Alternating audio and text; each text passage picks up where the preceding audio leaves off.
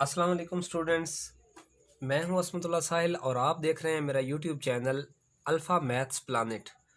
Dear students, पिछले lecture में हमने आपको ग्रुप्स की डेफिनेशन बताई थी कि ग्रुप की डेफिनेशन क्या होती है। ग्रुप के एग्जाम्स बताए थे कि कोई भी नॉन एम्प्टी सेट जब क्लोजर प्रॉपर्टी होल्ड करवाता है, जब उसके अंदर एसोसिएटिव लॉ होल्ड हो रहा होता है और उस ग्रुप के उस सेट के अंदर जब आइडेंटिटी एलिमेंट भी मौजूद हो और उस सेट के अंदर मौजूद हर एलिमेंट का इन्वर्स भी उसी सेट में मौजूद हो, तो वो सेट ग्रुप कहलाता है। ये डेफिनेशन भी हमने की और फिर हमने एक सेट लिया G is equal to 1 omega omega square, पिछले लेक्चर में हमने लिया, उसको हमने ग्रुप प्रूव करवाया अंडर मल्टीप्लिकेशन। तो स्टूडेंट्स, आज फिर प्रैक्टिस के तौर पे मैं आपके सामने कुछ ग्रुप्स रखने लगा हूँ जो अंडर एडिशन ग्रुप्स हैं और कुछ ग्रुप्स मैं आपके सामने वो रखूँगा जो अंडर मल्टीप्लिकेशन ग्रुप्स होते हैं। तो आज स्टूडेंट्स मैं आपको ये बताऊंगा कि जो ग्रुप्स अंडर एडिशन ग्रुप्स होते हैं वो अंडर मल्टीप्लिकेशन ग्रुप क्यों नहीं होते, और जो ग्रुप्स अंडर मल्टीप्लिकेशन ग्रुप्स होते हैं वो अंडर एडिशन ग्रुप्स क्यों नहीं होते। तो स्टूडेंट्स, ये ग्रुप्स आपके सामने मैंने इन्फॉर्मेटिव वे में मैं सारे पॉइंट्स रख रहा हूँ, इनको आप अपने तौर पे बैठ के कर सकते हैं इजीली, कोई इसमें मुश्किल नहीं है। मैं आपको पहले बताना चाहता हूँ कि अंडर एडिशन ग्रुप्स कौन कौन से हैं।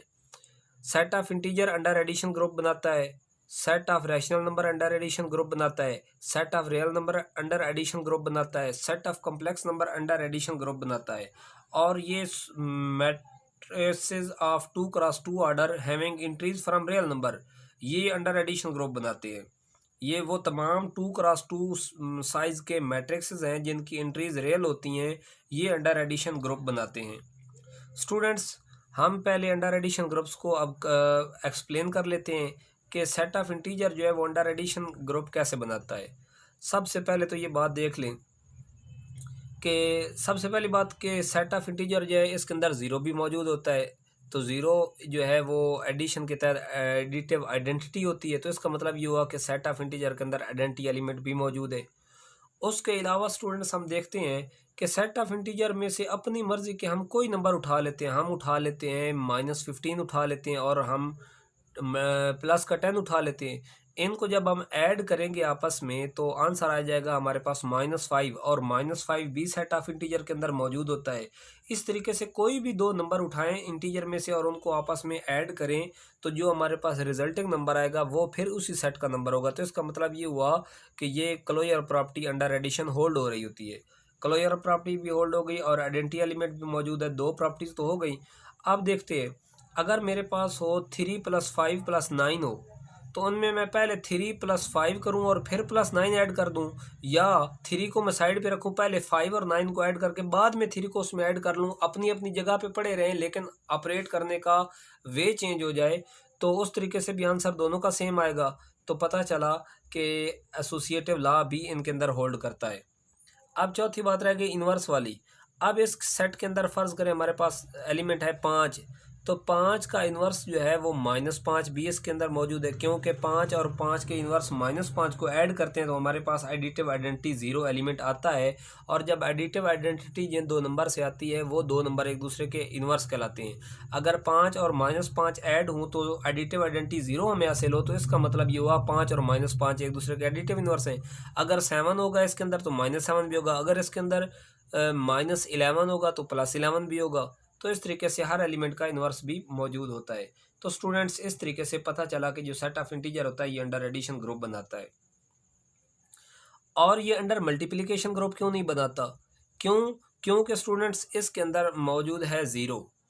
ज़ीरो जो है उसका जिस तरह 5 का मल्टीप्लिकेटिव इन्वर्स आम हालात में 1/5 होता है, 7 का मल्टीप्लिकेटिव इन्वर्स 1/7 होता है, और 8 का मल्टीप्लिकेटिव इन्वर्स 1/8 होता है, 9 का मल्टीप्लिकेटिव इन्वर्स 1/9 होता है। तो इस तरीके से आम तौर पर 0 का मल्टीप्लिकेटिव इन्वर्स भी फिर 1/0 होना चाहिए था। अब 1/0 करें, समथिंग ओवर 0 तो इन्फिनिटी होता है, तो इसका मतलब है कि 0 का मल्टीप्लिकेटिव इन्वर्स जो है वो एग्जिस्ट ही नहीं करता, वो तो अनडिफाइन हो जाता है।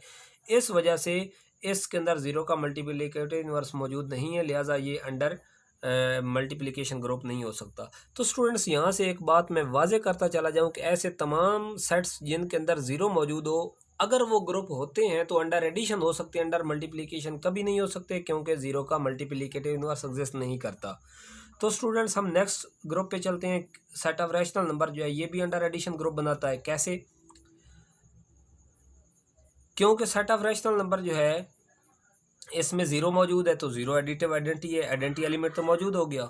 अब क्लोजर प्रॉपर्टी के मुताबिक देखें, आप 3/5 करें प्लस 7/5 करें या 3/5 प्लस 9/11 कर लें, तो इनको आप एलसीएम लेकर नंबर जब इकट्ठा करेंगे तो वो नंबर फिर P/Q फार्म का कोई ना कोई आएगा और P/Q फार्म के तमाम नंबर जो हैं वो सेट ऑफ रैशनल में चले जाएंगे।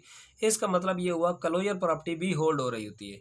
इसके अलावा स्टूडेंट्स अगर हम ये देखें, इसके अंदर से कोई रैशनल नंबर हम उठाते हैं 3/5 प्लस कोई आगे 7/5 और प्लस 9/11 करते हैं, तो अगर मैं इन दो को पहले ऐड करके इसमें ऐड करूं या इन दो को पहले ऐड करूं और बाद में इसको करूं तो आंसर तो दोनों तरीकों से सेम आएगा, इक्वल आएगा। लिहाजा इसका मतलब ये हुआ कि एसोसिएटिव लॉ भी होल्ड करता है। तो सेट ऑफ रैशनल नंबर के अंदर एसोसिएटिव लॉ भी होल्ड कर गया, क्लोजर लॉ भी होल्ड कर गया और आइडेंटिटी एलिमेंट ज़ीरो भी सेट ऑफ रैशनल नंबर के अंदर मौजूद है। अब देखना ये कि क्या इन्वर्स भी मौजूद है या नहीं अंडर एडिशन। देखिए स्टूडेंट्स, अगर हमारे पास 3/5 एक रैशनल नंबर है तो हमारे पास -3/5 भी तो एक रैशनल नंबर है जो कि उसके अंदर मौजूद है और ये एक दूसरे के इन्वर्स भी है, क्योंकि इन दोनों को ऐड करें तो आंसर ज़ीरो आता है जो कि एडिटिव आइडेंटिटी होता है। तो अगर इस तरह हमारे पास 4/7 होता तो -4/7 भी होना था, तो हर एलिमेंट का इन्वर्स भी मौजूद है। इस वजह से सेट ऑफ रैशनल नंबर जो है वो भी अंडर एडिशन ग्रुप है और अंडर मल्टीप्लिकेशन ये ग्रुप नहीं है। उसी वजह से नहीं है जिस वजह से सेट ऑफ इंटीजर नहीं था, क्योंकि ज़ीरो का मल्टीप्लिकेटिव इन्वर्स एग्जिस्ट नहीं करता जबकि ज़ीरो इनमें मौजूद है। Student set of real number जो है इसके अंदर भी चूँकि ज़ीरो मौजूद होता है तो बाकी ये इन दोनों से भी बड़ा सेट है, इसके अंदर तो और भी ज़्यादातर एलिमेंट मौजूद होंगे, तो ये भी अंडर एडिशन ग्रुप बनाता है। जो सेट ऑफ कम्प्लेक्स नंबर है ये अंडर एडिशन ग्रुप बनाता है। कैसे? सेट ऑफ कम्प्लेक्स नंबर के अंदर आइडेंटिटी एलिमेंट होती है 0 + 0 आयोटा, तो ये मौजूद हो गया। इसका मतलब ये हुआ कि आइडेंटिटी एलिमेंट जो कम्प्लेक्स नंबर का होता है 0 + 0 आयोटा वो इसमें मौजूद है। एक बात तो ये साबित हो गई। दूसरी बात क्लोजर प्रॉपर्टी। स्टूडेंट्स, हम जानते हैं कि हमारे पास अगर दो कम्प्लेक्स नंबर हों Z1 और Z2, उन दोनों को जब हम ऐड करते तो जो हमें तीसरा नंबर हासिल होता है तो वो भी तो एक कम्प्लेक्स नंबर होता है। फ़र्ज़ करें हमारे पास होता है Z1 होता है 7 + 3 आयोटा और Z2 हमारे पास होता है 9 + 5 4 आयोटा, तो इन दो को जब ऐड करते हैं तो कितना आता है 16 + 7 आयोटा, तो ये फिर एक कम्प्लेक्स नंबर है। इस तरीके से हमारे पास अगर Z1 इस तरह का एलिमेंट आ जाए, Z1 = 7 + 3 आयोटा आ जाए और Z2 जो है वो हमारे पास आ जाए 7 - 3 आयोटा आ जाए, तो हम इनको ऐड करेंगे तो ये तो आ जाएगा 14। अब हम कहेंगे कि ये तो कम्प्लेक्स नंबर नहीं है। जी स्टूडेंट्स, ये भी एक कम्प्लेक्स नंबर है। क्यों? क्योंकि इसके अंदर 0 आयोटा है, इसको कम्प्लेक्स फॉर्म में लिखा जा सकता है। और हम जानते हैं कि जो कम्प्लेक्स नंबर होते हैं वो होते ही बेसिकली रियल नंबर की एक्सटेंडेड फॉर्म होते हैं। तमाम रियल नंबर के साथ प्लस 0 आयोटा कर दे तो वो भी कम्प्लेक्स नंबर का सबसेट बन जाते हैं। तो इससे पता ये चला कि हमारे पास क्लोजर प्रॉपर्टी भी कम्प्लेक्स नंबर के अंदर होल्ड होती है। कोई से भी दो कम्प्लेक्स नंबर को ऐड करें तो हमें रिजल्टिंग में फिर एक कम्प्लेक्स नंबर हासिल होता है। क्लोजर प्रॉपर्टी भी होल्ड हो गई और आइडेंटिटी एलिमेंट 0 + 0 आयोटा भी इसमें मौजूद है। अब देखते हैं कि एसोसिएटिव लॉ होल्ड होता है या नहीं होता। तो स्टूडेंट्स बिल्कुल होता है। अगर मेरे पास Z1 Z2 और Z3 तीन कम्प्लेक्स नंबर पड़े हों, अगर मैं Z1 + Z2 + Z3 अगर मैं इन दो को पहले ऐड करके फिर इसमें ऐड कर दूं या इन दो को ऐड करके फिर उसमें ऐड कर दूं तो हमारा आंसर सेम आता है। हम ये कई बार कई क्लासेस में प्रैक्टिस कर चुके हैं, तो पता चला कि सेट ऑफ कम्प्लेक्स नंबर जो होते हैं उसके अंदर एसोसिएटिव लॉ भी होल्ड होता है। अब चौथी बात रह गई इन्वर्स। तो देखिए स्टूडेंट, अगर हमारे पास Z1 हो, फ़र्ज़ करें एक कम्प्लेक्स नंबर है आपके पास 9 + 5 आयोटा, तो एक दूसरा कम्प्लेक्स नंबर हमारे पास -9 - 5 आयोटा भी तो होगा। इन दोनों को जब हम ऐड करेंगे तो ये 0 + 0 आयोटा आ जाएगा जो कि एडिटिव आइडेंटिटी है कम्प्लेक्स नंबर की। तो पता चला कि कम्प्लेक्स नंबर के अंदर ये भी नंबर मौजूद है, ये भी नंबर मौजूद है, तभी तो एडिटिव आइडेंटिटी भी आंसर आया है। तो पता चला कि हर एलिमेंट का एडिटिव इन्वर्स भी मौजूद है। तो सेट ऑफ कम्प्लेक्स नंबर के ऊपर भी ग्रुप की चारों प्रॉपर्टीज़, चारों एक्सियम्स पूरे हो गए, लिहाजा ये भी अंडर एडिशन ग्रुप बनाता है। इस तरीके से स्टूडेंट्स ये M2x2 साइज़ के जो मैट्रिक्स होते हैं जिनकी एंट्रीज रियल नंबर से आती हैं, ये अंडर एडिशन ग्रुप बनाते हैं। स्टूडेंट्स, इसके बारे में मैं आपको क्लियर करता चलूँ कि M2x2 के अंदर 2x2 साइज़ के वो मैट्रिक्स आते हैं जिनका मॉड जो है वो ज़ीरो के इक्वल हो भी सकता है, नहीं भी हो सकता। ऐसे तमाम मैट्रिसेस जिनका मॉड ज़ीरो के इक्वल हो भी सकता है या ज़ीरो के इक्वल नहीं भी हो सकता, वो तमाम आते हैं और ये जो है ये अंडर एडिशन ग्रुप बनाते हैं। ऐसा क्यों अंडर एडिशन क्यों? क्योंकि इनके अंदर ज़ीरो ज़ीरो ज़ीरो भी तो होगा, ज़ीरो मैट्रिक्स भी इसमें मौजूद होगा, उसका मॉड भी तो ज़ीरो होता है, तो उसका मल्टीप्लिकेटिव इन्वर्स एग्जिस्ट नहीं करता है, इस वजह से ये भी अंडर एडिशन ग्रुप बनाता है। तो स्टूडेंट्स, इसके बाद हम डिस्कस करेंगे वो कौन से ग्रुप्स हैं जो अंडर मल्टीप्लिकेशन ग्रुप होते हैं। ये जो Z, Q, R और C मैंने बताए हैं, इन तमाम के अंदर से अगर ज़ीरो को निकाल दिया जाए तो बाकी जितना हिस्सा ग्रुप का बनता है, एक एलिमेंट ज़ीरो को निकाल के बाकी सारे अंडर मल्टीप्लिकेशन ग्रुप बनाते हैं। तो ये बात यहाँ पे क्लियर होगी, क्योंकि सारा मसला ही ज़ीरो की वजह से पैदा हो रहा था, क्योंकि ज़ीरो का मल्टीप्लिकेटिव इन्वर्स एग्जिस्ट नहीं करता। तो अगर ज़ीरो को निकाल दी जाए तो ये तमाम के तमाम मल्टीप्लिकेटिव इन्वर्स बनाते हैं।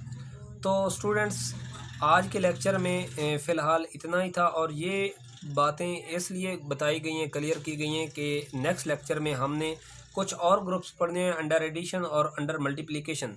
लेकिन याद रहे, वो ग्रुप्स ऐसे होंगे जिनको मॉडुलस के तहत हम डिस्कस करेंगे। तो मॉडुलस से पहले पहले इनको डिस्कस करना ज़रूरी था, वो इसलिए कि जैसे कि सेट ऑफ इंटीजर के अंदर बताया गया है कि 5 का एडिटिव इन्वर्स -5 है, या मल्टीप्लिकेशन में देखा जाए तो 5 का मल्टीप्लिकेटिव इन्वर्स 1/5 है। लेकिन मॉडुलस के अंदर ज़रूरी नहीं है कि 5 का एडिटिव इन्वर्स -5 हो सकता है मॉडुलस वैल्यू के अंदर 5 का एडिटिव इन्वर्स जो है वो 3 निकल आए, और 7 का मल्टीप्लिकेटिव इन्वर्स 1/7 की बजाय हो सकता है 9 निकल आए।